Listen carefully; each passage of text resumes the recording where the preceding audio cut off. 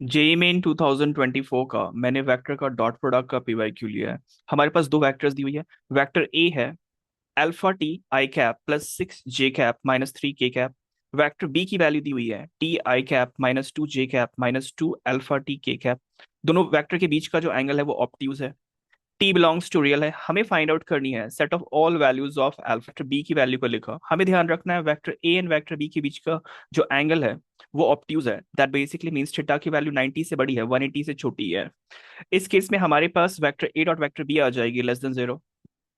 Vector a and vector b के dot को less than zero दिखाया। कैलकुलेशन के बाद हमारा रिजल्ट आ गया alpha t square +6 alpha t -12 is less than zero. हमें ध्यान करना है क्वाड्रेटिक इक्वेशन का एक कॉन्सेप्ट, दैट इज अगर हमारे पास a x square plus b x plus c less than zero है, दैट बेसिकली मीन्स अगर हमारा जो एफ एक्स है वो अगर लेस देन जीरो है तो कोफिशिएंट ऑफ एक्स स्क्वायर जो कि ए है लेस देन जीरो होगी एंड डिस्क्रिमिनेंट की वैल्यू लेस देन जीरो होगी। इस इसे इंप्लीमेंट करेंगे गिवन क्वेश्चन पे तो हमारे पास अल्फा लेस देन जीरो आ जाएगी and d less than zero आ जाएगी।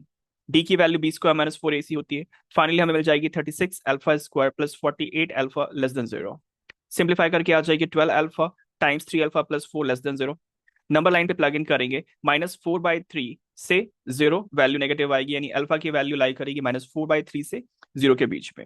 अब इस केस में एक और चीज हमें माइन्यूटली ऑब्जर्व करनी है कि अगर अल्फा की वैल्यू जीरो हो जाती है तो अगर अल्फा की वैल्यू जीरो हो जाती है still vector a dot vector b जो है वो लेस देन जीरो होगा। That means will get the option c, that is alpha belongs to -4/3 to 0, जहां पे -4/3 इंक्लूडेड नहीं है एंड जीरो इंक्लूडेड है।